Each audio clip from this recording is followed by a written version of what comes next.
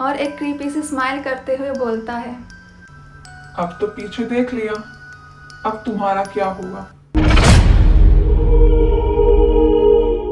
Hello guys, welcome to my YouTube channel. मेरा नाम है प्रिया। आज की स्टोरी है गरिमा और सौरव की, जो कि नए नए अपने न्यू स्कूल में गए थे। उनके पापा का ट्रांसफ़र हुआ था। एक्चुअली उनके पापा आर्मी में थे और उनका ट्रांसफ़र होते ही रहता था। तो ऐसे ही इस बार फिर से उनके पापा का ट्रांसफ़र हो जाता है कर्नाटका में।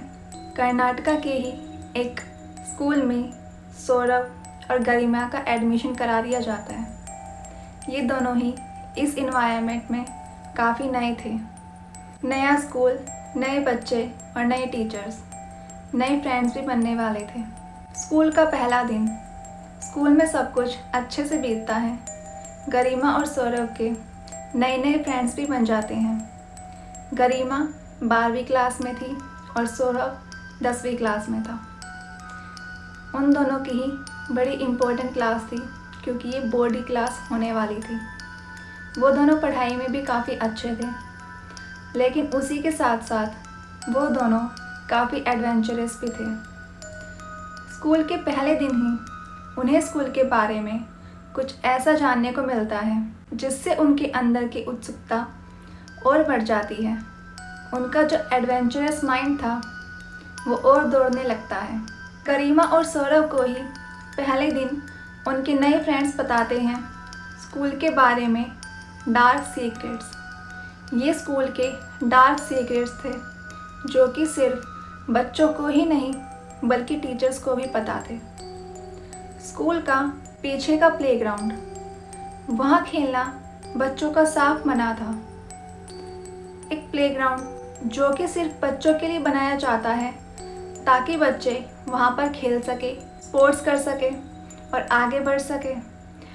पढ़ाई के साथ साथ उनकी अदर एक्टिविटीज़ भी हो सके। आगे वाला स्कूल के आगे वाले प्लेग्राउंड में कोई दिक्कत नहीं थी, बच्चे आसानी से खेलते थे, कोई रोक टोक नहीं थी। लेकिन जो स्कूल के पीछे का बैकग्राउंड था, जहाँ पर प्लेग्राउंड बना हुआ था, वहाँ जाने के लिए साफ मना किया गया था। टीचर्स ने साफ मना किया हुआ था हर एक बच्चों को कि कोई भी पीछे नहीं जाएगा। जो पीछे की क्लासेस थी, उनकी विंडोज से जब पीछे देखा जाता था, पेड़ों से भरी हुई ज़मीन, जहाँ पर एक्स्ट्रा पेड़ पौधे थे, उसी के साथ साथ ग्राउंड के बिल्कुल कॉर्नर में एक रूम बना हुआ था जिसके बारे में बच्चे बताते थे। ये जहाँ पर स्पोर्ट्स के सभी सामान रखे जाते थे, जैसे कि बैट बॉल, फुटबॉल, वॉलीबॉल। लेकिन अब वो रूम भी यूज़ नहीं किया जाता था। पीछे देखने से ऐसा लगता था जैसे सालों बीत गए हो किसी को वहाँ जाए हुए, और ऐसा नज़ारा देखकर सच में वो ग्राउंड काफ़ी डरावना भी लगता था। पीछे देखना साफ मना था, लेकिन बच्चे पर्दे हटाकर देख लिया करते थे। सभी बचपन होता ही ऐसा है, जिस काम को करने के लिए मना किया जाता है बच्चे सबसे पहले वही करते हैं। पहला दिन तो किसी तरह बीत जाता है। वो दोनों इस बारे में बात भी करते हैं, लेकिन फिर पहले दिन में क्या क्या ही कर लेंगे, तो इस बात को टाल दिया जाता है। ऐसे ही करके उनके बाकी दिन बीतने लगते हैं और एक दिन आता है। उस दिन उनके पीटी सर हर एक क्लास में जाकर बोलते हैं कि आज कोई भी बच्चा किसी भी पीरियड में बाहर खेलने के लिए नहीं आएगा। ऐसा क्या होता है किसी को नहीं पता। पीटी सर का चेहरा काफ़ी सफ़ेद पड़ चुका था, जैसे कि उन्हें काफ़ी भारी टेंशन हो। पता नहीं क्या टेंशन थी जो सिर्फ उन्हीं को पता था। टीचर्स भी पूछते हैं, लेकिन पीटी सर के पास इतना टाइम ही नहीं था कि वो सबको एक्सप्लेन कर सके।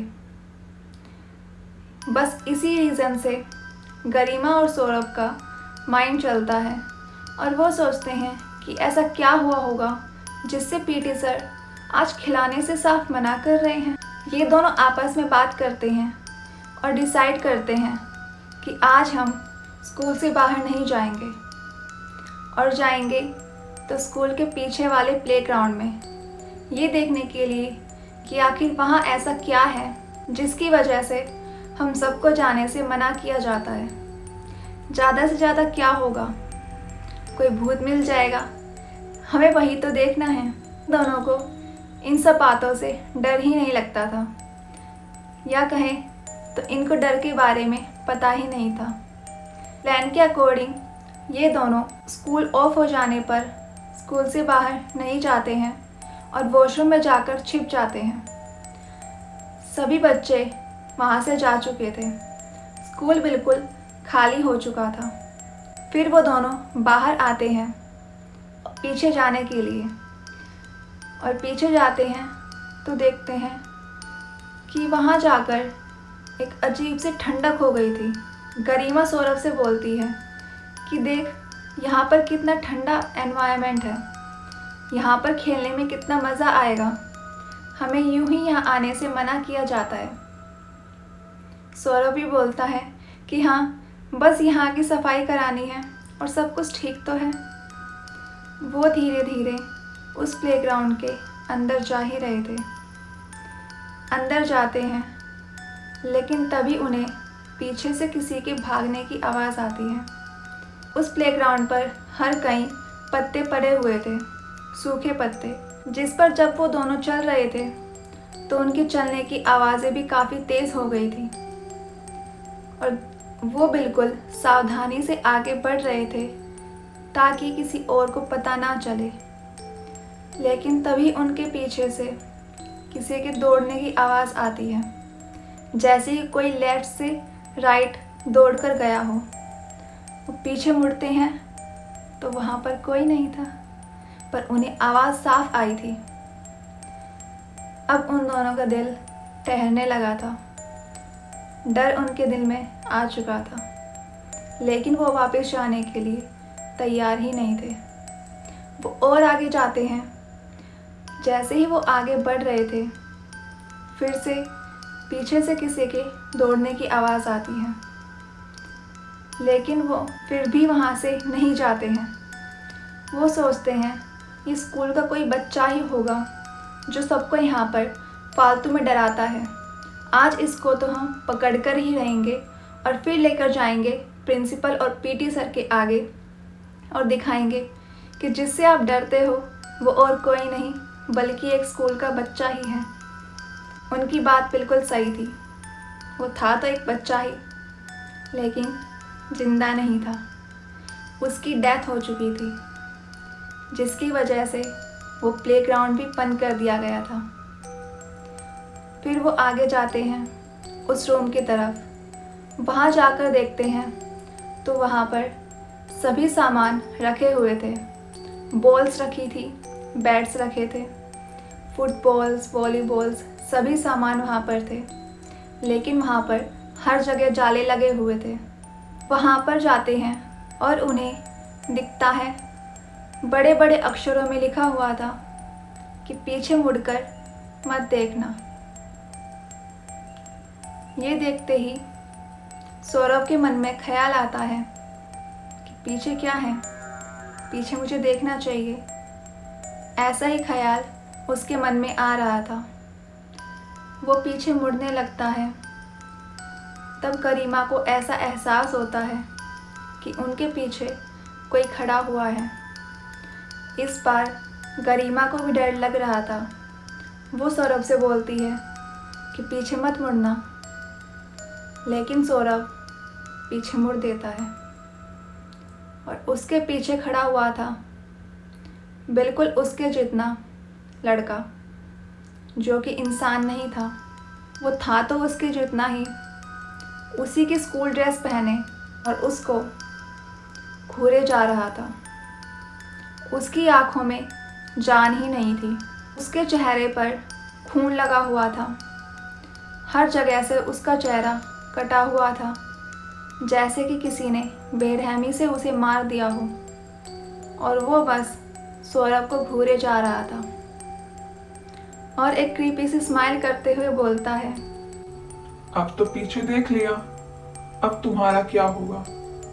तुम भी उन सब की तरह मारे जाओगे। ये सुनते ही सौरभ वहीं बेहोश हो जाता है। गरिमा पीछे नहीं मुड़ी थी, लेकिन जैसे ही वो सौरभ को बेहोश देखती है, वो चिल्ला पड़ती है और देखती है तो पीछे अब कोई नहीं था। उसे साफ सुनाई दिया था कि उस लड़के ने सौरभ से क्या बोला था और अब उसके दिल की धड़कनें बढ़ने लगी थी। उसे भी डर लग रहा था कि अब सौरभ का और मेरा क्या होगा। वो डर के मारे ज़ोर से चिल्लाती है। ज़ोर से चिल्लाने पर वहाँ पर पीटी सर और उनकी क्लास टीचर आ चुकी थी। वो दोनों हैरान थे कि बच्चे यहाँ पर क्या कर रहे हैं, ये टाइम तो छुट्टी का है, ये दोनों बच्चे अभी तक यहाँ पर क्या कर रहे हैं। गरिमा को काफ़ी डांट पड़ती है, लेकिन सौरभ बेहोश हो चुका था। पीटी सर उसे उठाकर ले जाते हैं और स्कूल के रेस्ट रूम में उसे होश में लाया जाता है। सौरभ जैसे ही होश में आता है, उसे कुछ याद नहीं था कि वो पीछे भी गया था। वो गरिमा से पूछता है कि मैं यहाँ क्या कर रहा हूँ और हम अभी तक घर क्यों नहीं गए। गरिमा ये सुनकर हैरान थी और उसे काफ़ी डर लग रहा था। सौरभ अचानक ऐसे सब कुछ कैसे भूल गया? क्या उसकी याददाश्त जा चुकी थी या फिर बात कुछ और थी? ये जानने के लिए आपको देखना होगा इसका पार्ट 2। तब तक के लिए बने रहे। आई होप आपको आज की स्टोरी पसंद आई होगी।